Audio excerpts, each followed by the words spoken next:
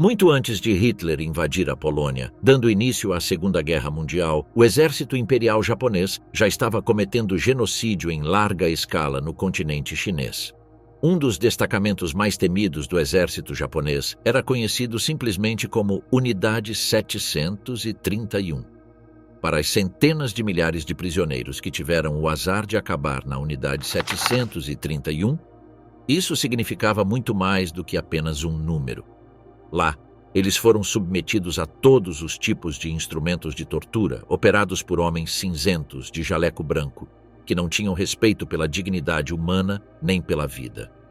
Durante 10 anos, a Unidade 731 conduziu experimentos secretos indizíveis em seres humanos de todas as idades, desde recém-nascidos até idosos.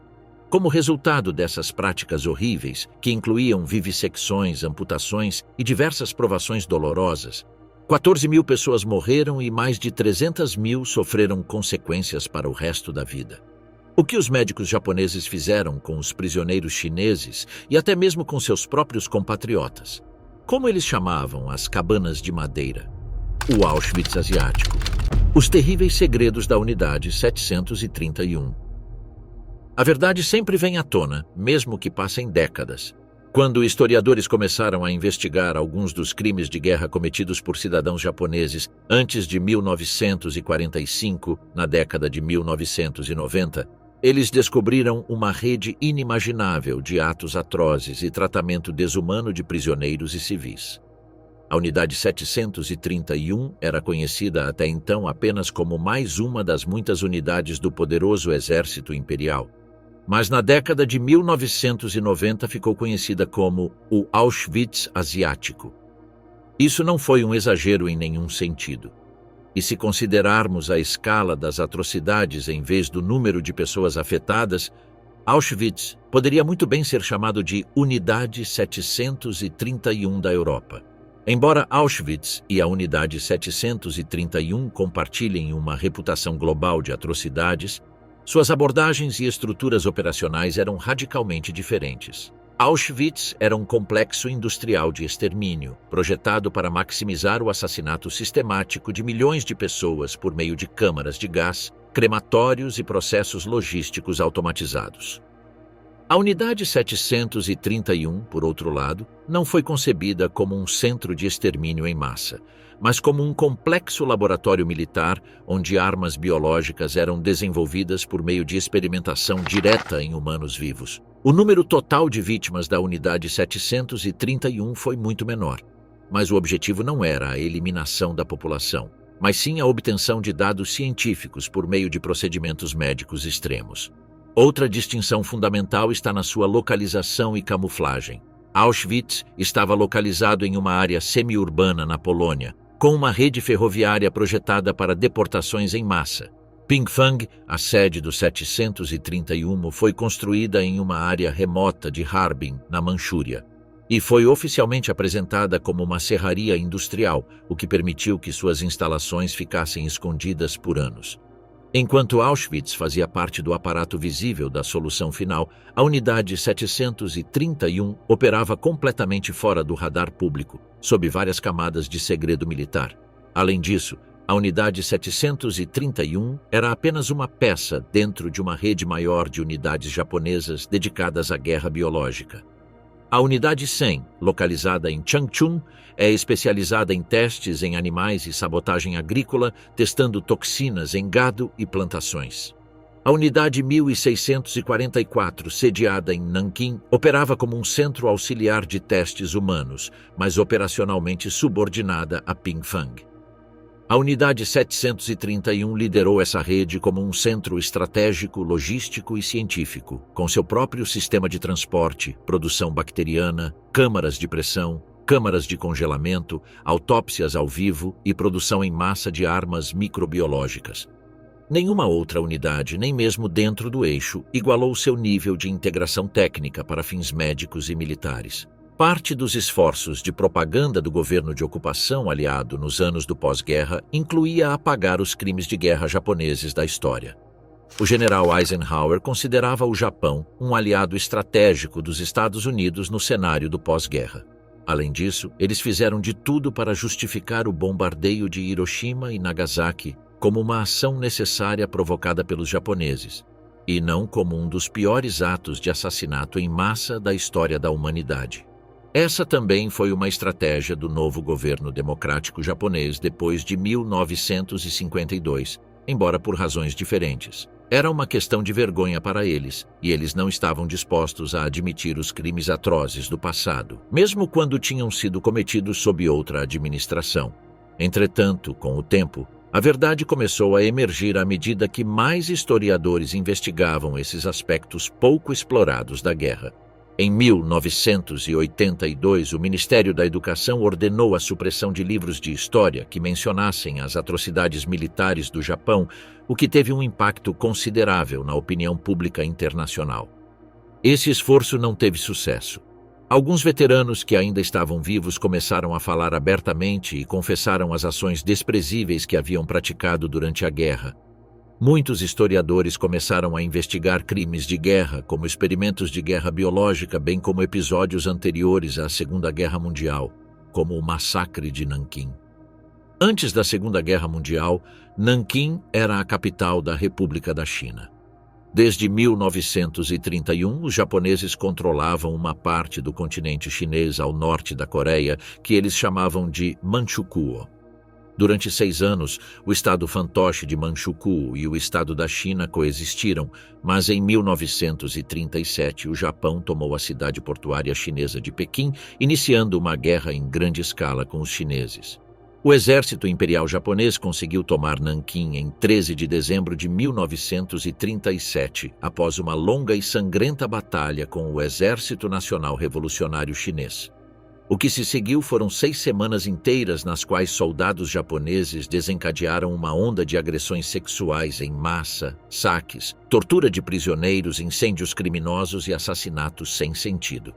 O número total de mortos entre civis chineses ultrapassou 200 mil, sem contar as dezenas de milhares de mulheres agredidas que sobreviveram e viveram com medo e vergonha. Nesse contexto, o exército japonês viu a oportunidade perfeita para realizar alguns dos experimentos mais repulsivos que havia preparado secretamente. Um decreto imperial deu à Unidade 731 total liberdade para fazer tudo o que estivesse ao seu alcance para desenvolver guerra biológica e fazer experimentos na população civil da China. No total, a unidade foi diretamente responsável por 14 mil mortes, mas estima-se que cerca de 300 mil pessoas morreram indiretamente devido a doenças infecciosas causadas pelas ações da Unidade 731. Esta unidade realizou testes de crueldade ainda maiores que os de Josef Mengele em Auschwitz. Os prisioneiros da Unidade 731 eram completamente desumanizados e nem eram considerados pessoas, apenas cobaias descartáveis. Os experimentos incluíam injeções de doenças, desidratação forçada, vivissecção, remoção de órgãos e amputações. Alguns prisioneiros eram colocados dentro de uma câmara selada que era lentamente despressurizada, só para ver o quanto o corpo humano aguentaria antes de entrar em colapso. Esses prisioneiros não eram soldados capturados em combate, mas homens, mulheres, crianças e até bebês chineses sequestrados nas ruas da China ocupada. Desumanização de prisioneiros. O que eram as infames cabanas de madeira? A Unidade 731 e suas subsidiárias não apenas realizavam vivissecções em seres humanos regularmente, mas também se orgulhavam do armamento produzido como resultado. Os primeiros experimentos horríveis no campo de provas da unidade incluíram testar a eficácia de várias bombas em vítimas amarradas a estacas, expor pessoas ao frio extremo para documentar os efeitos do congelamento nas extremidades e expô-las a mudanças severas de pressão para estudar os limites humanos para fins de desenvolvimento aeronáutico. Essas foram apenas algumas das experiências realizadas na década em que a unidade esteve ativa, entre 1936 e 1945. Quando os cientistas precisavam de mais vítimas para experimentos humanos, eles só precisavam preencher um requerimento detalhando o número de sujeitos necessários e, se necessário, seu sexo e idade. Cirurgião-geral Shiro Ishii era o diretor da Unidade 731 e, graças ao seu prestígio, ele geralmente conseguia tudo o que pedia.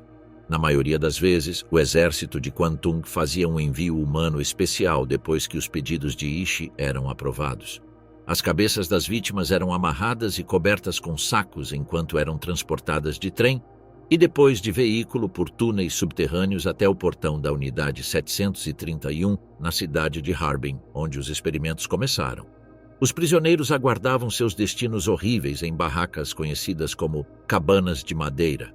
Complexo Pingfang, quartel-general da Unidade 731, foi projetado como um complexo militar de alta segurança, com arquitetura que facilitava tanto a investigação quanto o sigilo.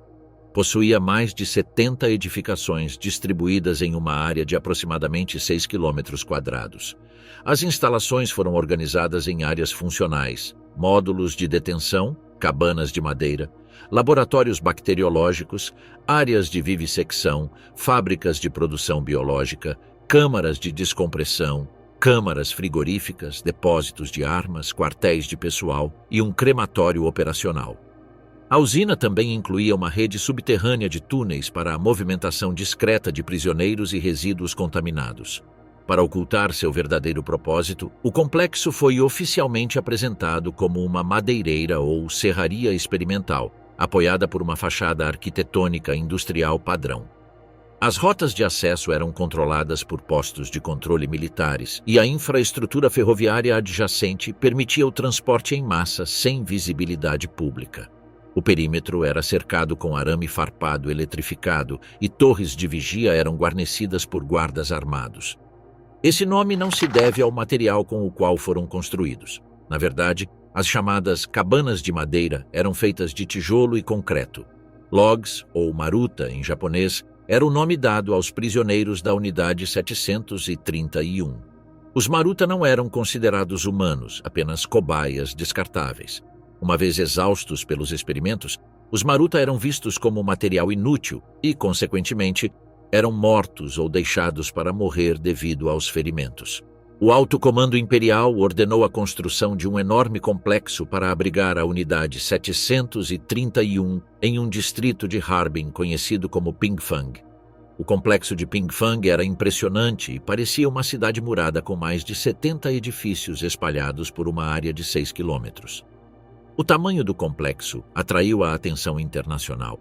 E quando as pessoas perguntavam aos cientistas o que era a estrutura, eles simplesmente respondiam que era uma serraria. Eles não estavam mentindo, pois realmente consideravam as pessoas ali como troncos. O complexo de Pingfang, assim como para os cientistas, os sujeitos de teste que chegaram às cabanas de madeira já haviam perdido todos os seus direitos. Seus nomes nunca foram registrados e, ao chegarem ao complexo, receberam um número escrito na frente de suas camisas, junto com a palavra Maruta. Eles eram chamados apenas de Maruta número 1, número 2 e assim por diante. Eles não eram contados como uma pessoa ou duas pessoas, mas como um tronco, dois troncos. Estar completamente desumanizado significava que os prisioneiros ou Maruta não tinham nem camas para dormir, como era o caso nos campos de concentração nazistas. Eles simplesmente não mereciam esse tipo de tratamento humano. Em vez disso, eles eram mantidos em gaiolas no último andar das cabanas de madeira, que geralmente tinham 3 andares de altura. As gaiolas eram chamadas de hotsu, da palavra japonesa ho, que significa formato quadrado. O bloco de celas em Pingfang era chamado de Hogu por esse motivo. A área onde os prisioneiros eram mantidos era isolada do resto do prédio com uma porta de metal. 1 metro à frente da porta e do outro lado dela havia tapetes desinfetantes para evitar que contaminantes bacteriológicos fossem levados para fora nos sapatos dos cientistas e guardas. Dentro do portão, os cômodos mediam cerca de 10 por 15 metros, ou 30 por 45 pés, e continham várias gaiolas enfileiradas. A maioria dos Maruta nas gaiolas estava simplesmente deitada, pois não havia espaço para ficar em pé, e eles geralmente estavam cansados ou doentes demais para sentar. Em algumas salas, os cientistas colocaram latas de óleo contendo ratos que haviam sido injetados com germes da peste e pulgas que se alimentavam dos ratos. Vários experimentos foram realizados com pulgas e roedores em Pingfang. Ao redor do perímetro dos cômodos havia um canal de água de 30 centímetros de largura. O objetivo do canal, mais largo que a distância que as pulgas conseguem pular, era evitar que as pulgas saíssem do cômodo. Todos os Maruta eram afetados por pulgas, mas esse era o menor dos problemas. O rosto do horror, Shiro Ishii, diretor da unidade 731. Aishi Shiro nasceu em 25 de junho de 1892 na cidade de Chiyoda, em uma área a cerca de 2 horas do que hoje é o centro de Tóquio. Sua família era uma das mais ricas da região para os padrões da vila, com consideráveis propriedades de terra que lhes davam uma aura de aristocratas rurais. Esse status econômico lhes rendeu respeito e, mais importante, lealdade da população local. Ishii foi capaz de usar essa lealdade em seu próprio benefício nos anos seguintes. Em 1916, Ishii ingressou na Universidade Imperial de Kyoto. Era um estabelecimento de prestígio e sua faculdade de medicina era particularmente reconhecida por seu trabalho em bacteriologia. Como estudante, Ishii parecia ter problemas de personalidade. Dizem que ele costumava causar problemas para os outros. Ele era agressivo, desconsiderado e egoísta. De acordo com esses traços de personalidade, ele também era um alpinista. Ele também era conhecido por sua predileção por álcool, sua propensão por mulheres e seus hábitos de apropriação indébita que seus colegas toleravam. Ishii foi descrito como um nacionalista veemente, o que o ajudou a ter acesso a pessoas que poderiam lhe fornecer financiamento. Ishii sentiu um chamado para o exército, não necessariamente para servir seu país, mas para promover seus próprios objetivos de pesquisa médica. Em 1920, ele se formou na faculdade e se alistou no exército. Pouco depois, ele foi promovido a tenente e, no verão de 1922, conseguiu uma transferência para o primeiro hospital do exército em Tóquio. Sua paixão pela pesquisa foi apreciada por seus superiores e, 2 anos depois, ele foi designado para retornar à sua alma mater para cursar pós-graduação em bacteriologia, entre outras áreas. O Japão foi signatário da Convenção de Genebra de 1925, que proibiu a guerra biológica e química. Como especialista em bactérias, Ishii achou esse desenvolvimento encorajador. Ele concluiu que se algo era ruim o suficiente para ser proibido, então certamente deveria ser eficaz. Ele começou a pensar que armas químicas e biológicas poderiam se tornar um recurso valioso para o exército imperial. Essa forma de pensar era muito burocrática, mas por isso suas opiniões sempre foram valorizadas por seus superiores e ele conseguiu apoio no alto comando do exército e em alguns ministérios. Inspirado por esses avanços, Ishii pressionou pela criação de um ramo militar cujas atividades se concentrariam em armas de base biológica. Como especialista em bacteriologia, ele concluiu que quanto mais importante ele se tornasse para os militares, maior seria sua importância dentro do sistema. Considerações financeiras forneceram lógica para apoiar sua causa. Em comparação com os custos de construção, tripulação e manutenção de enormes forças convencionais, por exemplo, bactérias e gases eram muito menos dispendiosos. Outras vantagens apareceram mais tarde, mas o fator custo foi um grande argumento de venda para Ishii em seus apelos aos mais altos níveis do exército imperial japonês. Em 1932, alguns meses após as tropas japonesas avançarem sobre Harbin, Ishii e seus associados o seguiram, vendo uma oportunidade de desenvolver suas carreiras. Enquanto isso, os japoneses enfrentaram tropas soviéticas numericamente superiores ao longo da fronteira soviético-manchuriana. Um confronto armado era esperado, e Ishii planejou usar sua especialidade para superar a desvantagem de seu lado. O fato de o uso de armas biológicas constituir um crime de guerra não o impediu de propô-lo. Em 1935, Ishii foi promovido a cirurgião-mor do Exército, segunda classe, tenente-coronel cirurgião. Em 1º de agosto de 1936, Ishii receberia o controle formal da Unidade 731 e suas instalações de pesquisa. É quando seu reinado de terror começa. Como líder da Unidade 731, Ishii realizou uma variedade de experimentos, a maioria deles pessoalmente. Isso incluía vivissecções, testes de armas biológicas em aldeias chinesas desavisadas envenenamento de Maruta com toxinas e gases e forçar prisioneiros a infectarem uns aos outros com sífilis. Sua sensação de impunidade era tão grande que ele teria mostrado a Hideki um político em ascensão que mais tarde se tornaria primeiro-ministro em 1941, filmes dos experimentos ao longo de vários anos. Tojo achou-os desagradáveis e acabou por deixar de os ver. Entretanto, ele viu a utilidade da pesquisa que Ishii estava conduzindo, então permitiu que ele continuasse seus experimentos no complexo Pingfang. Com controle total da unidade 731, Ishii ativou uma rede de favores que levou anos para ser construída. Sua ascensão não se deveu apenas ao mérito acadêmico, mas sim a uma estratégia de integração às elites burocráticas e militares do Japão imperial.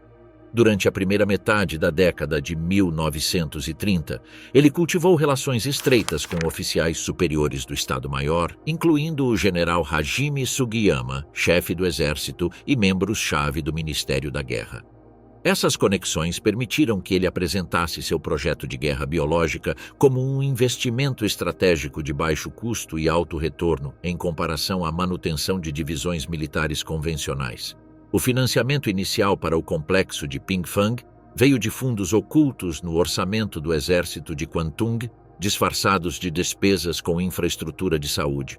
À medida que o projeto avançava, Ishii conseguiu garantir acordos internos autorizando o desvio de recursos materiais e humanos de hospitais militares, universidades técnicas e indústrias químicas controladas pelo Estado. O Ministério da Saúde Pública e Bem-Estar também forneceu pessoal destacado, incluindo microbiologistas, farmacêuticos e técnicos de laboratório que operavam em Pingfang sob o pretexto de pesquisa médica. Além disso, Ishii negociou acordos com empresas como a Nissan Chemical e a Shionogi Farmacêutica, que fornecia materiais de laboratório, culturas bacteriológicas e reagentes especializados. Embora essas empresas não estivessem diretamente envolvidas em experimentos humanos, seus vínculos logísticos foram documentados em registros de remessa e correspondência interna. O apoio político foi completado com a proteção ativa de Hideki Tojo, que via na Unidade 731 uma ferramenta de poder estratégico na Ásia continental. Essa combinação de apoio político, financiamento militar e acesso irrestrito às vítimas civis permitiu que Pingfang crescesse sem restrições e se tornasse a instalação de guerra biológica mais avançada do Império Japonês. Experimentos horríveis com mulheres e crianças. Principais objetivos de Shiro.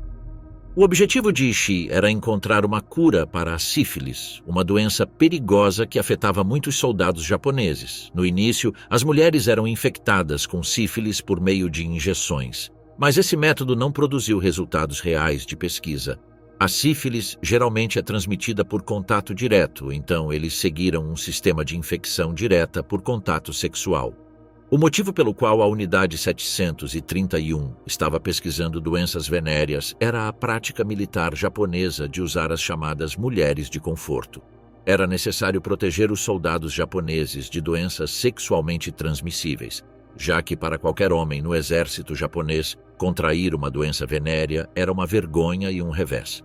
Como resultado, muitos soldados infectados permaneceram em silêncio sobre a infecção e tentaram se curar em segredo. As doenças venéreas se tornaram um problema muito sério no exército. Na Sibéria, os preços das mulheres de conforto eram proibitivamente altos em comparação aos salários de um soldado japonês. Então os soldados tinham prazer em agredir sexualmente mulheres russas locais. Isso causou um surto de doenças venéreas entre soldados russos e japoneses inocentes.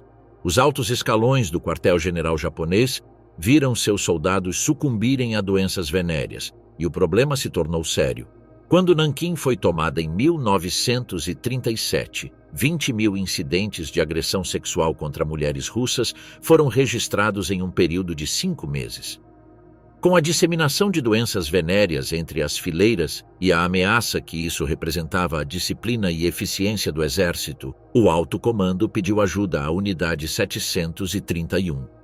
A injeção de infecção por doenças venéreas foi rapidamente abandonada, e os pesquisadores começaram a forçar Maruta a praticar atos sexuais uns com os outros. Os membros da unidade, vestidos com roupas brancas de laboratório que cobriam todo o corpo, deixando apenas os olhos e a boca visíveis, realizaram os testes. Um homem e uma mulher, um deles infectado com sífilis, foram levados para uma cela e forçados a ter relações sexuais um com o outro. Qualquer um que resistisse era baleado. Depois que o parceiro saudável era infectado, o progresso da doença era monitorado de perto para determinar, por exemplo, até que ponto ela progredia ao longo do tempo. Em vez de observar apenas sinais externos, como a condição dos órgãos sexuais, os pesquisadores poderiam realizar dissecações ao vivo para investigar como diferentes órgãos internos foram afetados em diferentes estágios da doença. A vitimização de mulheres na unidade 731 não era uma questão de interesse estritamente científico ou de gênero. Também tinha uma base racial, já que essas mulheres eram exclusivamente chinesas, russas e coreanas. Mas agora os pesquisadores acreditam que havia um aspecto de gênero no problema, já que as mulheres eram particularmente visadas. Outro grupo que foi alvo foram as crianças. Yoshimura Hisato, que mais tarde se tornou chefe da Universidade de Medicina da Prefeitura de Kyoto, supervisionou experimentos de congelamento. Ele era conhecido como um importante estudioso e pesquisador. Um de seus experimentos na unidade 731 foi com um bebê de 3 meses.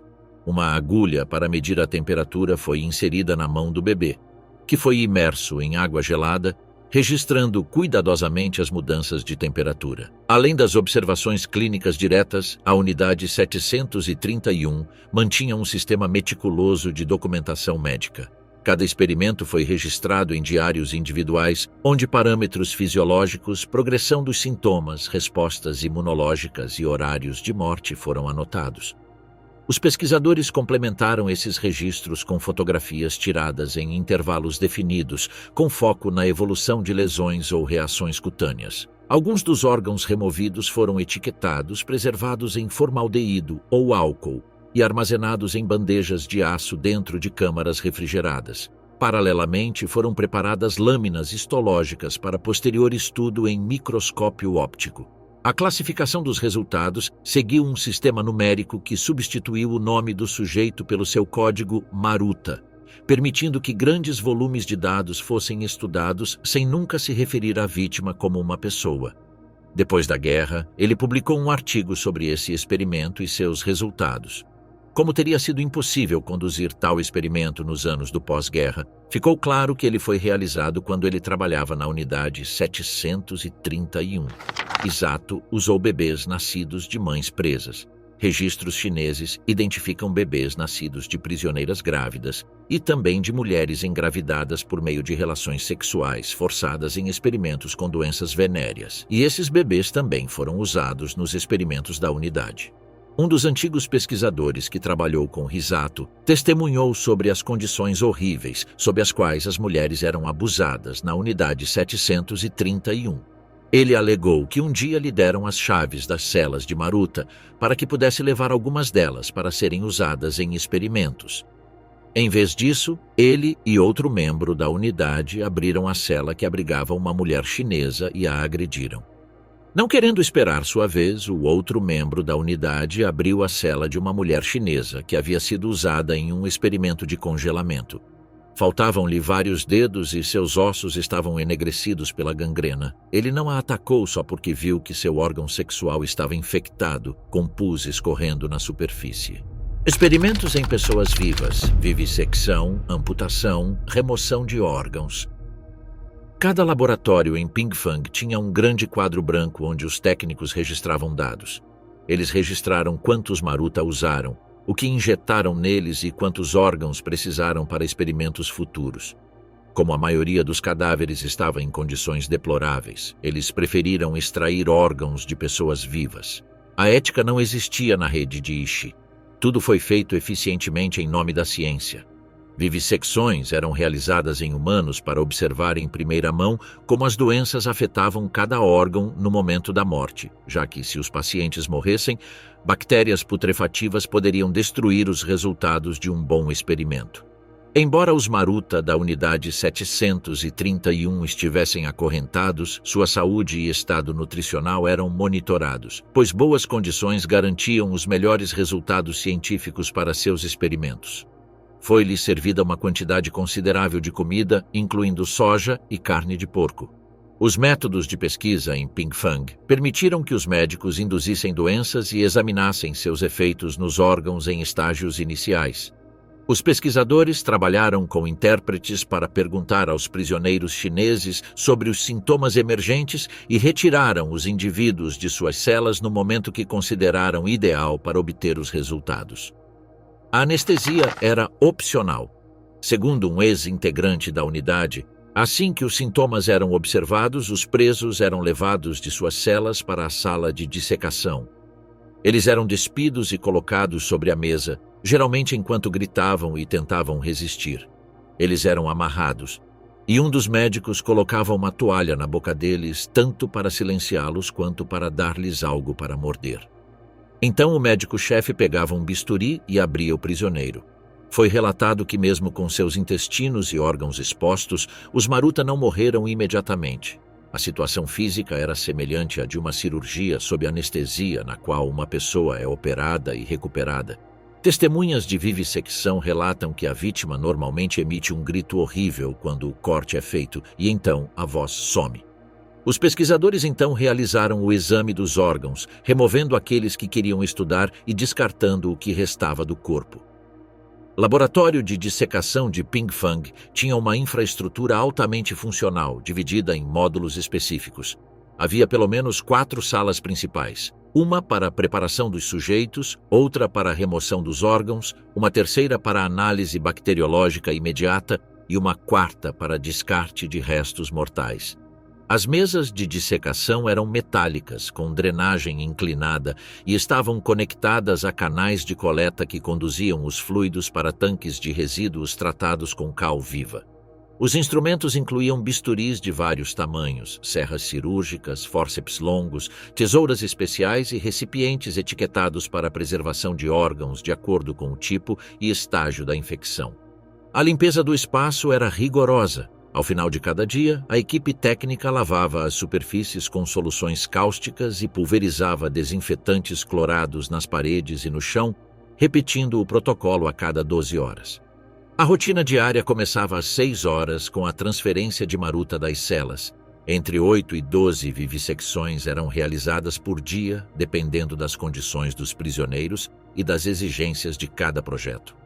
Os restos anatômicos foram classificados. Os tecidos úteis foram enviados ao laboratório bacteriológico e o restante foi incinerado ou jogado em fossos de cal. Tudo foi documentado em formulários numerados, cruzados com registros de temperatura, sintomas anteriores e evolução patológica observada em vivo. Em algum momento do processo, a vítima morreu, seja pela perda de sangue ou pela remoção de órgãos vitais. Os experimentos foram incrivelmente cruéis e desumanos. Como os sujeitos eram meramente Maruta e não seres humanos, os médicos geralmente não se importavam com seu sofrimento. Às vezes eles recebiam anestesia, mas isso era feito principalmente para evitar que se movessem e gritassem, o que poderia atrapalhar o trabalho dos médicos. Alguns vivisseccionistas não eram muito habilidosos e usavam cobaias como corpos de prática.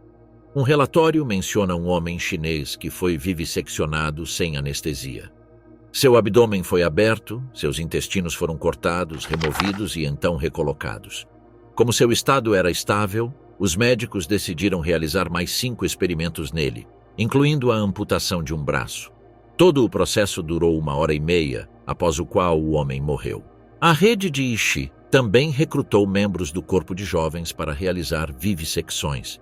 Como a sociedade japonesa em tempos de guerra fomentava um senso de nacionalismo em todos, as crianças eram encorajadas a relatar ao diretor da escola qualquer sentimento anti-guerra demonstrado por seus pais. A polícia recebeu então permissão para investigar os pais. Muitas crianças também foram incentivadas pelos professores a se juntar ao corpo de jovens. A maioria dos membros do corpo de jovens tinha apenas 15 ou 17 anos quando começaram a trabalhar na Unidade 731. Eles receberam treinamento rigoroso em biologia, línguas estrangeiras, matemática e bacteriologia. A maioria se tornou assistente dos pesquisadores da unidade, onde sua principal função era remover órgãos do corpo humano durante a vivissecção. Após a vivissecção, as vítimas ficaram irreconhecíveis. Os assistentes do corpo de jovens receberam ordens de colocar seus órgãos em recipientes.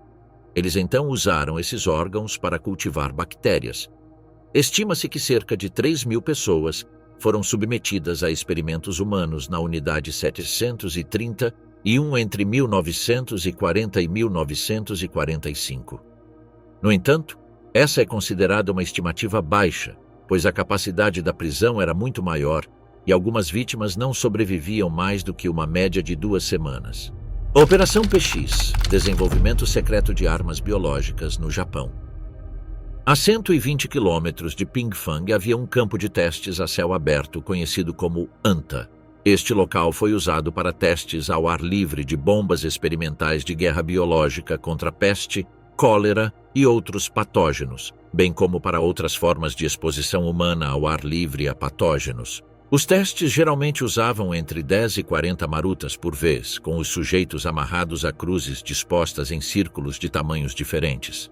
Os testes envolveram um elemento de tentativa e erro e, ao comparar os resultados obtidos em círculos de tamanhos diferentes, os pesquisadores puderam determinar os intervalos de eficácia em várias distâncias dos pontos de impacto dos projéteis ou de liberação de insetos infectados. Ao testar bombas de guerra biológica, cada maruta usava proteção na cabeça e uma placa de metal pendurada no pescoço para cobrir a parte da frente do corpo. Esses dispositivos de proteção evitavam mortes ou ferimentos graves que impediriam a aquisição de dados necessários. As pernas e os braços ficavam expostos para que insetos transmissores de doenças pudessem picá-los. Em alguns testes, os sujeitos foram amarrados a pranchas verticais ancoradas no chão a diferentes distâncias e padrões dos pontos de liberação. Anotações cuidadosas foram feitas sobre as condições atmosféricas e do vento, e cada pessoa foi marcada com um número no peito, durante cada teste para facilitar o rastreamento de espécimes humanos. No verão de 1941, Ishii convocou uma conferência com todos os comandantes de divisão e relatou que uma instrução havia sido recebida do chefe do Estado-Maior do Exército japonês para desenvolver ainda mais a guerra bacteriológica. Em particular, as ordens exigiam a criação de pulgas da peste em grande escala. As pulgas da peste eram de grande interesse operacional e estratégico, por isso foi emitida uma ordem para intensificar o trabalho de pesquisa neste campo. Esses foram os primeiros passos do que mais tarde seria conhecido como Operação PX, um plano para espalhar pulgas da peste pela populosa costa oeste dos Estados Unidos.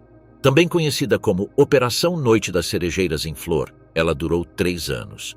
Estava programado para ser lançado em 22 de setembro de 1945, mas o plano não foi adiante devido à rendição do Japão em 15 de agosto.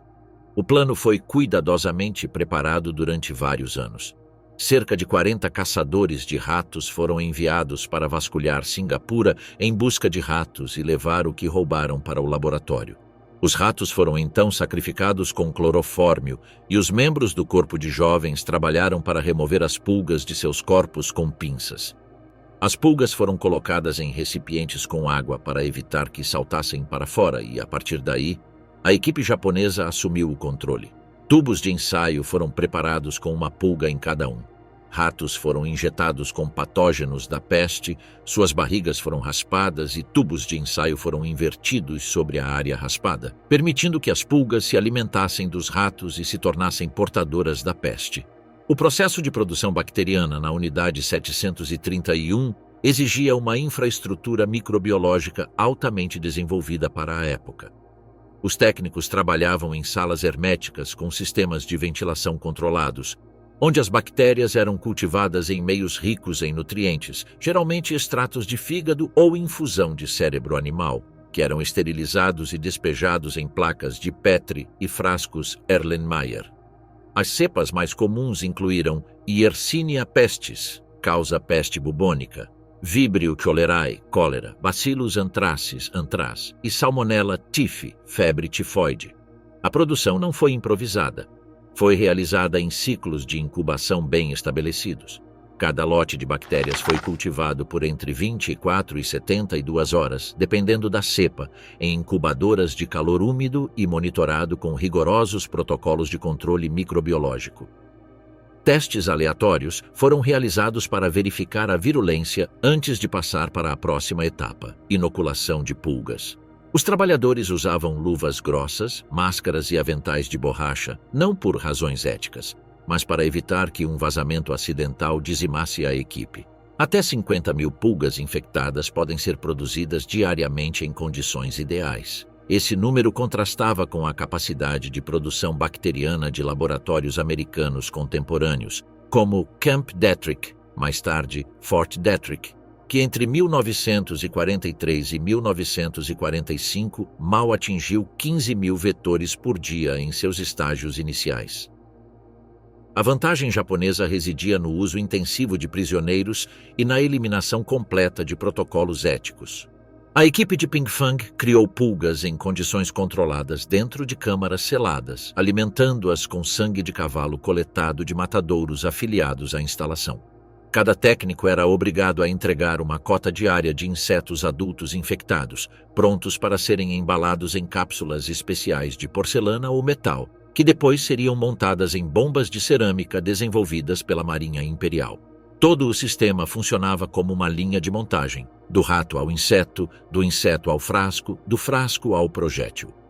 Esse modelo de produção entomológico era ainda mais automatizado e eficiente do que alguns dos processos usados no Projeto Manhattan, embora para propósitos completamente diferentes. As pulgas infectadas foram então transferidas para latas de querosene contendo areia, sangue de cavalo seco e um produto químico não identificado.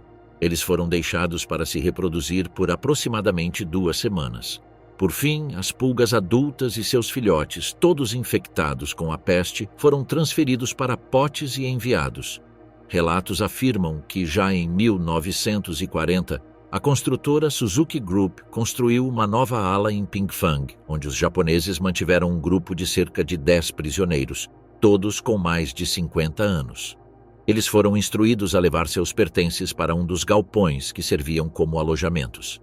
A tarefa deles era simples e melhor do que o trabalho forçado realizado por outros prisioneiros.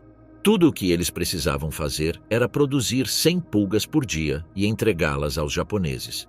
Os prisioneiros usavam roupas grossas e acolchoadas e recebiam 4 regras a obedecer. Nenhum contato com outros prisioneiros, nenhuma discussão sobre seu trabalho com ninguém, sempre dormir com suas roupas e realizar seu trabalho todos os dias.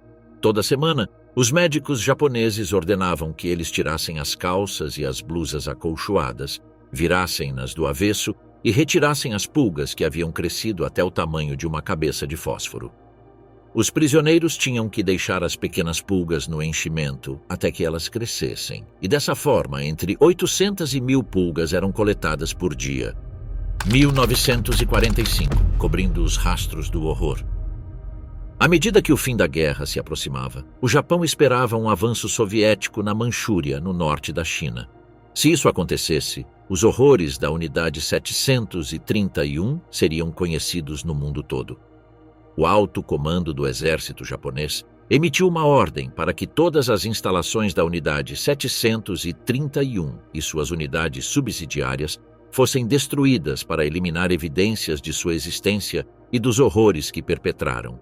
Não há relatos escritos sobre o que fazer com os prisioneiros, então acredita-se que eles foram sumariamente executados e enterrados em valas comuns nas proximidades. Fortaleza Jongma, um campo para experimentação humana e testes de guerra biológica, foi tão bem construída que sua destruição foi difícil. Chamar isso de fortaleza não era exagero.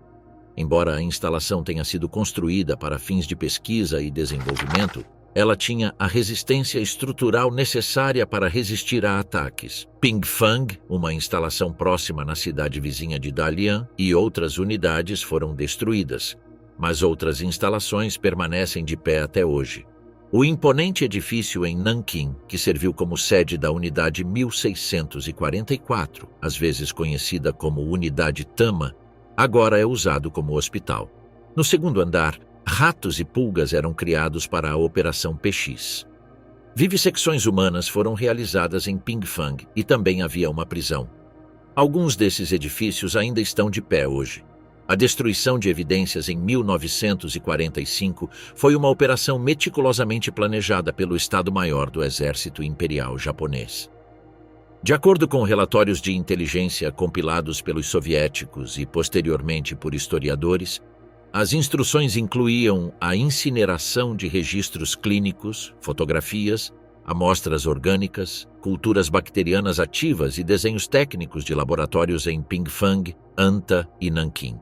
Todo o material contendo resultados de vivissecção, tempos de contágio, evolução patológica e taxas de mortalidade foi considerado altamente sensível e queimado em fornos improvisados ou incineradores dentro do complexo. Contudo, nem tudo foi destruído.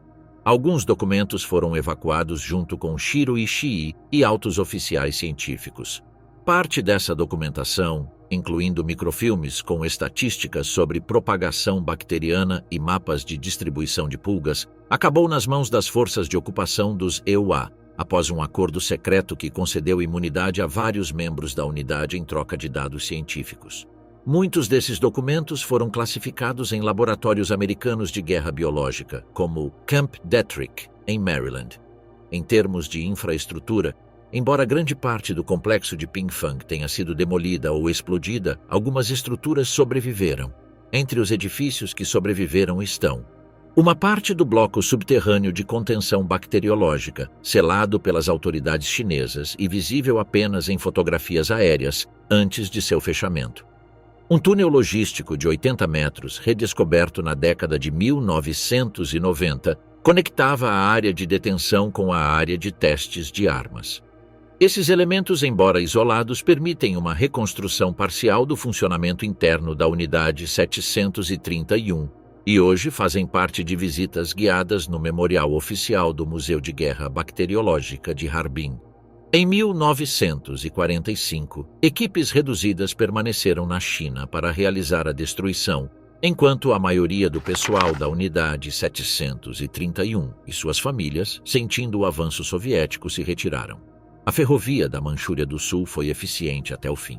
Um trem especial transportou os membros da unidade de Harbin e Pingfang, e depois viajou para o sul, passando pela Península Coreana. Depois de cruzar para o Japão pelo mar, eles pegaram outro trem especial para o norte, passando por Kanazawa, onde alguns membros teriam usado o Santuário Noma como esconderijo. O trem especial continuou até a prefeitura de Niigata, onde os membros se separaram e usaram o transporte público regular. Shiro Ishii, o homem principal responsável pelos horrores na unidade 731, também fugiu. Ele embarcou no trem na Manchúria junto com o resto da equipe, mas apenas para um trecho da viagem. Durante a viagem de trem, ele deu instruções específicas aos seus subordinados. Disse-lhes para não aceitarem empregos em cargos públicos, para não entrarem em contato uns com os outros dali em diante, e o mais importante, para levarem seus segredos para o túmulo. A maioria deles obedeceu a tudo o que Ishii pediu. Ishii cuidou pessoalmente de certos detalhes. Ele levou filmes e discos consigo, destruindo alguns deles, mas levando outros para o Japão. Mais tarde, Douglas MacArthur convenceu o governo dos EUA de que Ishii era um recurso valioso para os Estados Unidos e recebeu imunidade em troca de informações sobre o envolvimento japonês na guerra. Foi-lhe permitido continuar sua pesquisa em guerra biológica e dizem que ele auxiliou o exército dos EUA durante a Guerra da Coreia. Após retornar ao Japão, Ishii abriu uma clínica médica, onde oferecia exames e tratamentos gratuitos. Ele morreu em 1959, e seus sucessores publicaram um diário que ele manteve, mas não fez nenhuma referência a nenhuma de suas atividades de guerra com a Unidade 731. Quando o imperador Hirohito assinou o acordo de rendição documentando o fim do Império Japonês, foi emitida uma ordem para que nenhum sobrevivente fosse deixado e todos os cativos deveriam ser mortos. Quando os soviéticos chegaram a Pingfang, encontraram apenas uma instalação destruída com animais enjaulados, restos humanos e a maior parte do pessoal já evacuado. Hoje, ruínas da fortaleza permanecem em Pingfang, preservadas como um monumento à desumanidade humana. Os crimes de guerra japoneses foram, em muitos aspectos, mais prolongados e horríveis do que os dos nazistas na Europa. Unidade 731, sob a direção do bárbaro cirurgião-geral Shiro Ishii, não tinha respeito pela vida humana, especialmente quando se tratava de mulheres, crianças e estrangeiros. Centenas de milhares de seres humanos sofreram horrivelmente nas mãos desses médicos sanguinários que não mediram esforços em sua corrida para desenvolver armas biológicas mortais para conquistar o mundo. A decisão de Harry S. Truman de lançar bombas atômicas nas ilhas japonesas foi amplamente criticada, mas não se pode negar que ela pôs fim a esses experimentos japoneses perversos. As ruínas do complexo de Pingfang ainda estão de pé, testemunhando os horrores da guerra e a depravação da qual a humanidade é capaz.